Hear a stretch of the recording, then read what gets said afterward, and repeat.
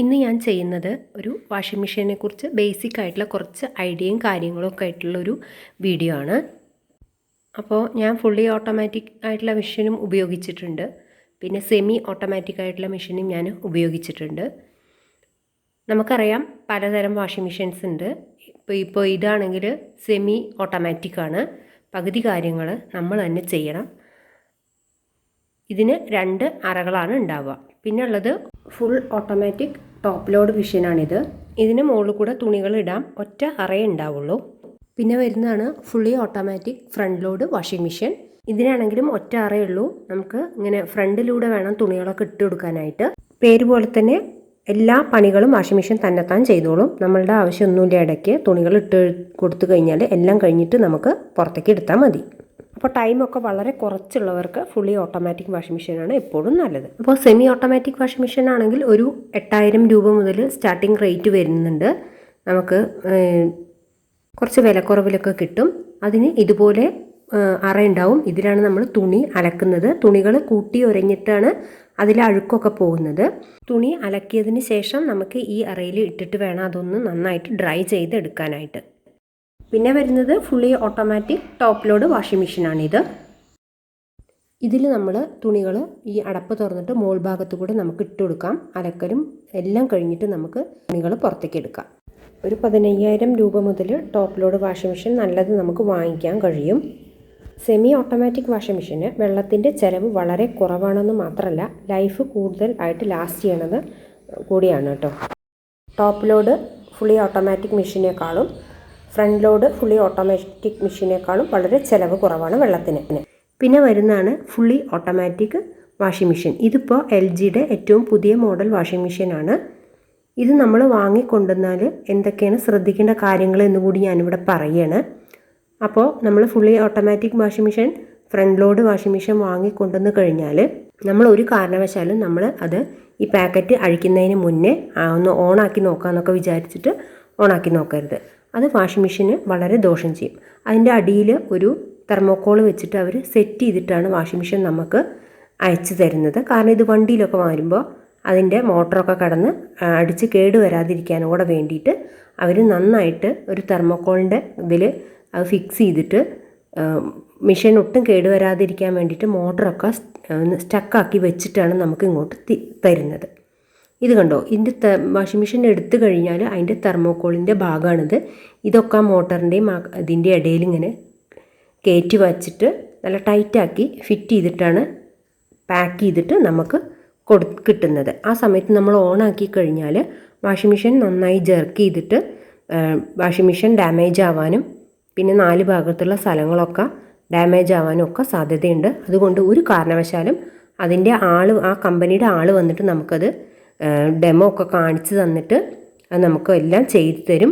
അതിനുശേഷം മാത്രമേ നമ്മൾ വാഷിംഗ് മെഷീൻ ഓണാക്കാൻ പാടുള്ളൂ. അപ്പോൾ ആദ്യം തന്നെ വാഷിംഗ് മെഷീൻ അവരിങ്ങനെ ചരിച്ച് വയ്ക്കും. ചരിച്ച് വെച്ച് കഴിഞ്ഞിട്ട് ഇത് കണ്ടോ, ഇതിൻ്റെ അടിയിലെ മോട്ടറിൻ്റെ ഭാഗമാണ് ഈ കാണുന്നത്. ഇത് അങ്ങനെ ഓപ്പൺ ആയിട്ടാണ് ഉണ്ടാവുക നമ്മൾ കൊണ്ടുവരുമ്പോൾ. അപ്പോൾ അതിനെ കവർ ചെയ്യാൻ വേണ്ടിയിട്ടുള്ളൊരു കവർ അതിൻ്റെ കൂട്ടത്തിൽ തന്നെ കിട്ടിയിട്ടുണ്ടാവും. അത് എലിയൊക്കെ കയറാതിരിക്കാനും വേറെയുള്ള ജന്തുക്കളൊക്കെ കയറാതിരിക്കാനും കൂടെ വേണ്ടിയിട്ട് അതൊക്കെ ആൾക്കാർ വന്നിട്ട് നമുക്ക് ഫിക്സ് ചെയ്ത് തരും. ഇതിന് നമുക്ക് പ്രത്യേകിച്ച് കോസ്റ്റ് ഒന്നും പിന്നെ ചിലവാക്കേണ്ടതില്ല. നമ്മൾ വാഷിംഗ് മെഷീൻ വാങ്ങുമ്പോൾ തന്നെ ആ പ്രൈസിൽ ഇതെല്ലാം ഇൻക്ലൂഡഡ് ആണ്. ഇതെല്ലാം ഫിറ്റ് ചെയ്തതിന് ശേഷം നമുക്ക് വാഷിംഗ് മെഷീൻ കുത്തനെ തന്നെ വെച്ചിട്ട് ഇത് കണ്ടോ, ഇതിൻ്റെ പിന്നിലൊക്കെ അവർ ഓരോ ബുഷൊക്കെ വെച്ചിട്ട് ഫിറ്റ് ചെയ്തിട്ടാണ് പാക്ക് ചെയ്ത് വിടുന്നത്. അപ്പോൾ ആ ബുഷെല്ലാം എടുത്ത് കളഞ്ഞിട്ട് അവർ തന്നെ നമുക്ക് എല്ലാം ഡെമോ ഒക്കെ നന്നായിട്ട് കാണിച്ചു തരും. അതിന് ശേഷം മാത്രമേ വാഷിംഗ് മെഷീൻ ഓണാക്കാൻ പാടുള്ളൂ. പിന്നെ ആ വാഷിംഗ് മെഷീൻ്റെ കാല് നല്ല സ്മൂത്ത് ആയിട്ടുള്ള സ്ഥലത്താണ് വെച്ചെന്ന് വെച്ചാൽ ജെർക്ക് ചെയ്യാതിരിക്കാൻ വേണ്ടിയിട്ട് ചെറിയൊരു മാറ്റും കൂടെ അവിടെ ഇട്ടിട്ട് നമുക്ക് അവർ വെച്ച് തന്നിട്ടുണ്ട്. ഇതാണ് അതിൻ്റെ അകത്ത് കാണുന്ന തുണികളൊക്കെ ഇടാനായിട്ടുള്ള ഭാഗം. ഇത് സ്റ്റെയിൻലെസ് സ്റ്റീലിൻ്റെ ആയിട്ടാണ് വരുന്നത്. ഇത് അതിൻ്റെ ആ ഇടയിലുള്ള റോഡ്, ഇതിലാണ് തുണികൾ ഇങ്ങനെ അടിച്ചടിച്ച് തിരുമ്പണ ഒരു എഫക്റ്റ് വരുത്താൻ വേണ്ടിയിട്ടാണ് ഈ ഇടയിലുള്ള ഓരോ റോഡ് ഇങ്ങനെ വെച്ചിരിക്കുന്നത്. പിന്നെ ഈ ഡ്രമ്മിൻ്റെ പുറത്ത് ഭാഗത്തായിട്ട് 2 കനുള്ള കല്ലുകൾ വെച്ചിട്ടുണ്ട്. വാഷിംഗ് മെഷീൻ ജെർക്കിങ്ങും ഒന്നും കൂടാതെ ബാലൻസായി നിൽക്കാൻ വേണ്ടിയിട്ട്. കൂടാതെ ഫുള്ളി ഓട്ടോമാറ്റിക് മെഷീൻ എപ്പോഴും പവർ പ്ലഗിൽ വേണം വെച്ച് കൊടുക്കാനായിട്ട്.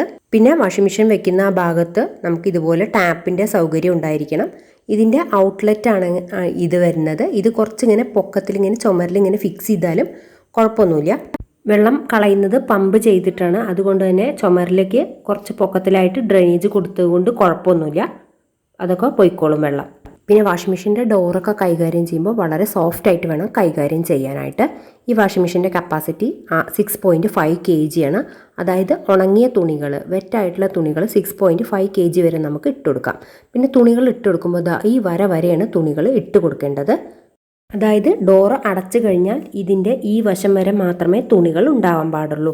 ഒരുപാട് കുത്തി നിറച്ച് തുണികളൊന്നും വാഷിംഗ് മെഷീനിൽ ഇട്ട് കൊടുക്കരുത്. അപ്പോഴാണ് വാഷിംഗ് മെഷീനിൽ ഈ തുണിക്ക് കിടന്ന് കറങ്ങുമ്പോൾ ഒന്ന് നന്നായിട്ടൊന്ന് കറങ്ങി വരാനും അതിലെ ചളിയൊക്കെ പോവാനും ഒക്കെ ആയിട്ട് പറ്റുള്ളൂ. ഒരുപാട് തുണികൾ കുത്തി നിറച്ചിട്ട് കഴിഞ്ഞാൽ ഇതിൻ്റെ കറക്കമൊന്നും ശരിയാവില്ല, തുണികളൊന്നും വൃത്തിയായി നമുക്ക് കിട്ടില്ല. വാഷിംഗ് മെഷീനിൽ അത് ഓവർലോഡായിരിക്കുകയും ചെയ്യും. പിന്നെ ഫുള്ളി ഓട്ടോമാറ്റിക് വാഷിംഗ് മെഷീന് വളരെ സ്ഥലം കുറവ് മതി. സ്ഥലപരിമിതി ഉള്ളവർക്കൊക്കെ നല്ലത് ഈ ഫുള്ളി ഓട്ടോമാറ്റിക് വാഷിംഗ് മെഷീനാണ്. തുണി അലക്കി കഴിഞ്ഞാൽ നല്ല പെർഫെക്റ്റ് ആയിട്ട് അലക്കി കിട്ടാനും നല്ലതാണ്. അപ്പോൾ തുണികളൊക്കെ ഇട്ടതിന് ശേഷം ഡോറ് അടച്ചതിന് ശേഷം നമുക്ക് പ്ലഗ് സ്വിച്ച് ഓണാക്കി കൊടുക്കാം. പിന്നെ ഇതിൻ്റെ ഡിറ്റർജൻറ്റ് ഒഴിക്കണ ഭാഗമാണ് ഇത്. ഇതിലാണ് നമ്മൾ ഡിറ്റർജൻറ്റ്, ലിക്വിഡ് സോപ്പോ അല്ലെങ്കിൽ സോപ്പ് പൗഡറോ ഏതാണെന്ന് വെച്ചാൽ നമ്മൾ ഉപയോഗിക്കേണ്ടത്. ഏറ്റവും നല്ലത് ലിക്വിഡ് സോപ്പ് ഒഴിക്കുന്നതാണ്. പിന്നെ ഈ ഭാഗത്താണ് വെള്ളം ആദ്യം വരാൻ തുടങ്ങുന്ന ഭാഗം. ഇവിടെ നമുക്ക് വേണമെങ്കിൽ സോപ്പ് പൊടി ഇട്ട് കൊടുക്കാം, പക്ഷേ ആദ്യത്തെ കുറച്ച് സമയം മാത്രമേ ഇവിടെ വെള്ളം വരുള്ളൂ. ചിലപ്പോൾ സോപ്പ് പൊടി തങ്ങി നിൽക്കാനും അലിഞ്ഞ് മുഴുവൻ പോവാതിരിക്കാനും സാധ്യതയുണ്ട്. അതുകൊണ്ടാണ് സോപ്പ് പൊടി ഈ കള്ളിയിൽ ഇടാതെ ഈ കള്ളിയിൽ തന്നെ ഇടാൻ അവർ പറയുന്നത്. ഇതിലാണ് ഇപ്പോൾ ഡിറ്റർജൻറ്റും സോപ്പും ഒക്കെ ഇടാൻ നല്ലതായിട്ടുള്ളത്. പിന്നെ ഈ നടുക്ക് കാണുന്ന ഭാഗത്താണ് നമ്മൾ റിൻസ് ആവുന്ന സമയത്ത് കംഫർട്ടോ എന്തെങ്കിലും ലിക്വിഡ് വേണമെന്നുണ്ടെങ്കിൽ നമ്മൾ ഒഴിച്ചു കൊടുക്കേണ്ട ഭാഗമാണ് ഇത്. പിന്നെ ഡിറ്റർജൻറ്റ് ഇട്ടതിന് ശേഷം നമുക്ക് പ്ലഗ് ഓണാക്കി കൊടുക്കാം. പിന്നെ നമുക്ക് ഈ പവർ ബട്ടൺ ഓണാക്കിയിട്ട് വാഷിംഗ് മെഷീൻ ഓണാക്കാം. ഓണാക്കി കഴിയുമ്പോൾ ഇതുപോലെ ഇങ്ങനെ ഒരു ലൈറ്റ് വരും. പിന്നെ നമുക്ക് ഏത് മോഡിലാണ് ഇട്ട് അളക്കേണ്ടത് വെച്ചാൽ ആ ഭാഗത്തേക്ക് ഇത് നമുക്ക് തിരിക്കാം. ആ തിരിക്കണതിനനുസരിച്ച് അവിടെ ഒരു ലൈറ്റ് വരും. അപ്പോൾ ആ ഇതിൽ നമുക്ക് അലക്കിയെടുക്കാം. പല തരത്തിലുള്ള വാഷും നമുക്കിവിടെ അവൈലബിൾ ആണ്. ചൂടുവെള്ളത്തിലുള്ള വാഷും നമുക്കിവിടെ ഈ മെഷീനിൽ അവൈലബിൾ ആണ്. തുണിയുടെ ഭാരത്തിനനുസരിച്ചും നമുക്ക് ഏത് മോഡിലാണ് ഇട്ട് അളക്കേണ്ടത് എന്നതനുസരിച്ചുള്ള ടൈം അവിടെ എഴുതി കാണിക്കും. അതിനനുസരിച്ച് അത് വെള്ളം എടുക്കും, പ്രവർത്തിക്കാൻ തുടങ്ങുകയും ചെയ്തോളും. അപ്പോൾ ഈ പുതിയ വാഷിംഗ് മെഷീനിൽ ചെറിയ കുട്ടികളുടെ ഡ്രസ്സ് അലക്കാനായിട്ടുള്ള ഓപ്ഷൻ ഉണ്ട്.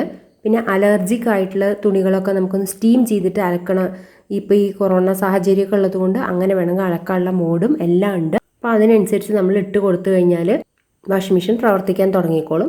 അപ്പോൾ എപ്പോഴെങ്കിലും ഒക്കെ നമ്മൾ ഈ ചൂടുവെള്ളത്തിലുള്ള ഇത് ഉപയോഗിക്കണം, അല്ലെങ്കിൽ ഒട്ടും ഉപയോഗിക്കാതിരുന്നാൽ അത് ചിലപ്പോൾ കേടായി പോകാനുള്ള സാധ്യതയുണ്ട്. അപ്പോൾ നമ്മൾ കറണ്ടൊക്കെ ഇപ്പോൾ കൂടുതൽ ചിലവല്ലേ എന്നൊക്കെ വിചാരിച്ചിട്ട് നമ്മളത് ഉപയോഗിക്കുകയില്ല. അങ്ങനെ ഒട്ടും ഉപയോഗിക്കാതിരുന്നാൽ അത് അവിടെ ഇരുന്ന് തന്നെ കേടുവന്ന് പോകാനുള്ള സാധ്യതയുണ്ട്. അപ്പോൾ എപ്പോഴെങ്കിലുമൊക്കെ നമുക്കൊന്ന് ടെമ്പറേച്ചർ ഒക്കെ ഒന്ന് കൂട്ടിയിട്ടിട്ടൊന്ന് അലക്കി കൊടുക്കാം. അത് വാഷിംഗ് മെഷീനും ഒരു നല്ല കാര്യമാണ്. ഇത് ടെമ്പറേച്ചറും ഈ സ്പിന്നിൻ്റെ മോഡും എല്ലാം നമുക്ക് സെലക്ട് ചെയ്ത് സെറ്റാക്കി വെച്ചതിന് ശേഷം നമുക്ക് ഈ വാഷിംഗ് മെഷീൻ്റെ ഇപ്പുറത്തുള്ള ഈ ബട്ടൺ കൂടി ഓണാക്കി കൊടുത്താൽ അത് വാഷിംഗ് മെഷീൻ അലക്കാൻ തുടങ്ങും. പിന്നെ ശ്രദ്ധിക്കാനുള്ളത്, ഈ ഡോറിൻ്റെ ഈ ഭാഗത്തൊരു വാഷർ പോലെയുള്ളൊരു ഭാഗമുണ്ട്. അടപ്പ് നന്നായിട്ട് ഫിറ്റായിട്ട് അടങ്ങിയിരിക്കാനുള്ള ഒരു വാഷറാണിത്. ഈ ഭാഗം നമ്മൾ എപ്പോൾ അലക്കിയതിന് ശേഷം തുണി എടുത്തു കഴിഞ്ഞാലും ഒരു സോഫ്റ്റ് കോട്ടൺ വെച്ചിട്ട് നമ്മളിത് തുടച്ചെടുക്കണം. സ്റ്റീലിൻ്റെ സ്ക്രബ്ബറോ അല്ലെങ്കിൽ നമ്മൾ പച്ച നിറത്തിലുള്ള പാത്രം കഴുകുന്ന സ്ക്രബ്ബറോ വെച്ചിട്ട് ഉരയ്ക്കാനോ ഒന്നിനും പാടില്ല. അത് പെട്ടെന്ന് തന്നെ വര വീഴാനും ഡാമേജ് ആവാനും പിന്നെ ആ ഭാഗത്ത് അങ്ങനെ ചളി കെട്ടാനും സാധ്യതയുണ്ട്. നമ്മൾ എപ്പോഴും ഇങ്ങനെ തുടച്ച് ഓരോ അലക്കിന് ശേഷം തുടച്ച് കൊടുത്തിട്ടില്ല എന്നുണ്ടെങ്കിൽ ഈ ഭാഗം മുഴുവൻ ഒരു കറുത്ത ഒരു നിറം വരാനും പിന്നെ പിന്നീട് ഈ വാഷർ തന്നെ ലൂസായി പോകാനും ഒക്കെ സാധ്യതയുണ്ട്. പിന്നെ ഉള്ളത് ഇതിൻ്റെ ഇവിടെ താഴെ ഇങ്ങനെ ഒരു അടപ്പുണ്ട്. ഇത് തുറന്നു കഴിഞ്ഞാൽ അഥവാ നമ്മുടെ ബട്ടൺസോ എന്തെങ്കിലും പോയിട്ടുണ്ടെന്നുണ്ടെങ്കിൽ ഇത് ഇവിടെ ഇങ്ങനെ കിടക്കുന്നുണ്ടാവും, അതവിടെ ഈ ഭാഗത്ത് വന്ന് അടിയാൻ സാധ്യതയുണ്ട്. അപ്പോൾ എപ്പോഴെങ്കിലുമൊക്കെ വാഷിംഗ് മെഷീനിൽ ഈ ഭാഗം ഒന്ന് തുറന്നു നോക്കുക. അപ്പോൾ അതിലുള്ള വെള്ളമൊക്കെ ഒന്ന് കളഞ്ഞിട്ട് നമുക്കിത് ഇവിടെ തുറന്നെടുക്കുക. ഇതൊരു ഫിൽറ്റർ മാതിരിയാണ് ഈ ഭാഗം പ്രവർത്തിക്കുന്നത്.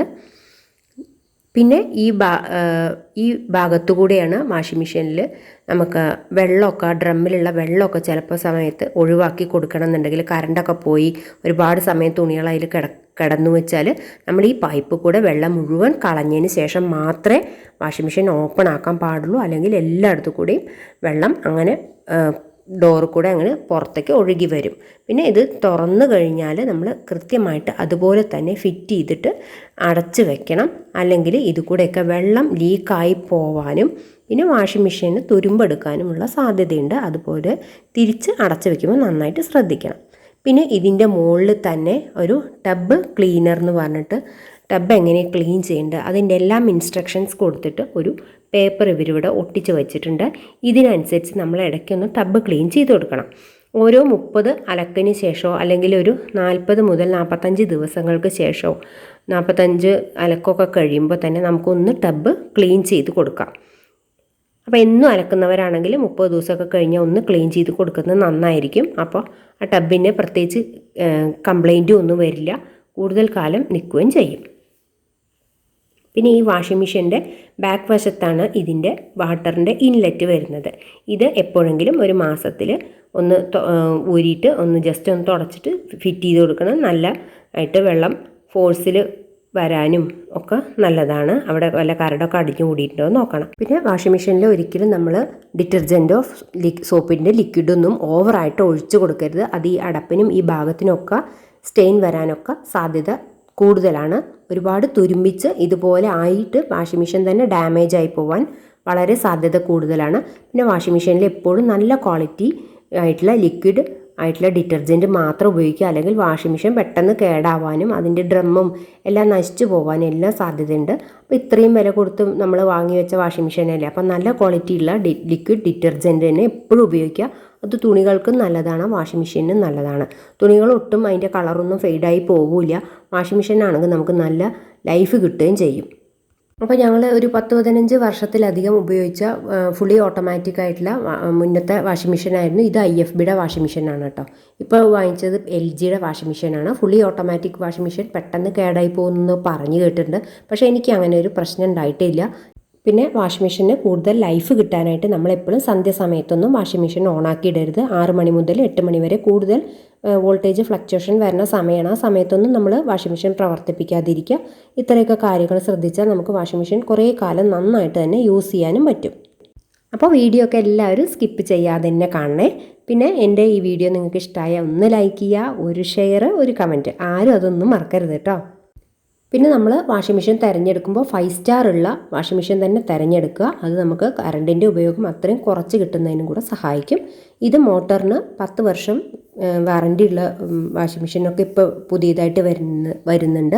അപ്പോൾ എനിക്കറിയാവുന്ന വളരെ ബേസിക്കായിട്ട് നമ്മൾ വാഷിംഗ് മെഷീൻ ഉപയോഗിക്കുമ്പോൾ അത്യാവശ്യം അറിഞ്ഞിരിക്കേണ്ട വളരെ ചുരുക്കം ചില കാര്യങ്ങൾ മാത്രമാണ് ഞാനിവിടെ പറഞ്ഞിരിക്കുന്നത്. വീഡിയോ ഇതുവരെ ക്ഷമയോടുകൂടി കണ്ട എല്ലാവർക്കും എൻ്റെ ഹൃദയം നിറഞ്ഞ നന്ദി. മറ്റു വിശേഷങ്ങളും വർത്തമാനങ്ങളുമായി നമുക്ക് വീണ്ടും കണ്ടുമുട്ടാം. Bye from KR kitchen.